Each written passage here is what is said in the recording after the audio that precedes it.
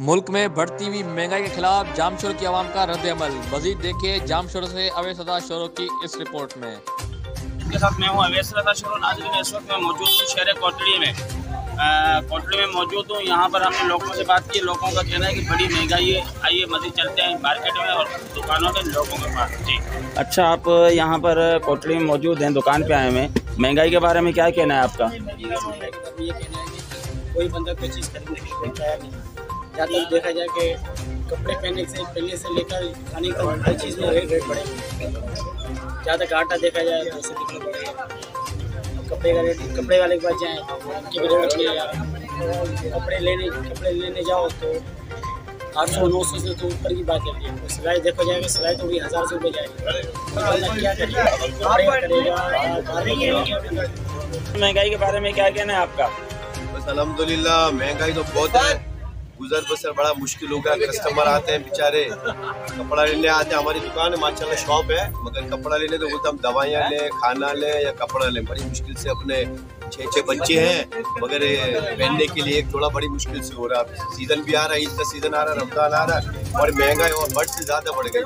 महंगाई का जिम्मेदार कौन है? महंगाई वैसे तो कुरान के हिसाब तो हम खुद ही जिम्मेदार। हमारे अमाल ऐसे हो गए हैं जिसकी वजह अल्लाह की तरफ ये फैसले हैं। आज बेहयाई लगी हुई है, बेनमाजी लगे हुए हैं। इसके ऊपर हम जान रहे, हम हुकूमत को तो बोलना चाहें, मगर हम अपने अमाल भी सही करेंगे तो अल्लाह पाक इंशाल्लाह रहमतें उतारेंगे, बरकतें उतारेंगे। तो हमारी गुजारिश है, हुकूमत से भी ये गुजारिश है, कुछ ख्याल किया जाए आवाम का, खास तौर पर बेचारे गरीब का। जब इतने सारे पीढ़ी है मजदूरों की, हम देखते हैं 15-15 दिन तक बेचारे वो अपनी मजदूरी के लिए नहीं जाते, मजदूरी नहीं मिलती है। लूटमारी होगी, क्या होगा दुनिया? तो आप बात वही का वही हाल है। अच्छा, क्या कहोगे, महंगाई कैसी हो रही है? चढ़ गई है। और आपका दुकान वगैरह कैसे चल रहा है? कारोबार में मजा नहीं। अच्छा, ये जो महंगाई हुई है, जो कस्टमर भी रेडिंग कर रहे हैं, इसका जिम्मेदार कौन है? हुक्मरान है ना? ठीक है। अच्छा, आपका ये कारोबार चल रहा है, इसके हवाले से आप क्या कहोगे? मतलब ग्राहक आ रहे हैं या नहीं आ रहे?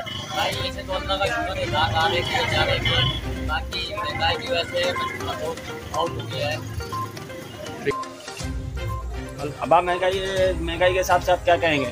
सर जी, बस तौबा है महंगाई की। मैं पाकिस्तान आया हूँ 2 महीने के लिए, अभी 1 महीने में भाग रहा हूँ वापसी। कहाँ रहते हो? महंगाई है सऊदी अरब। सऊदी अरब में? पाकिस्तान में आके आपको कैसा लग रहा है? बस तौबा कर दिया हमने, तो दोबारा आएंगे ही नहीं पाकिस्तान। अच्छा, तो और उसके अलावा यहाँ पर आप घूमे हो, उसके अलावा महंगाई के हिसाब से पेट्रोल के अलावा मैं 5 लाख रुपए लाया था। आज मेरे ख्याल से मुझे 15 दिन हो गए, सारे फिनिश हो गए। अच्छा, इस महंगाई का जिम्मेदार कौन है? हुकूमत है। और कौन है? वक्त की हुकूमत है। वक्त की हुकूमत तबाह कर दिया, इम्पोर्टेड हुकूमत ने तबाह कर दिया। ठीक है। कैसे चल रहा है? नहीं चल रहा, बिल्कुल नहीं चल रहा। अच्छा, महंगाई के हिसाब से क्या कहोगे आप?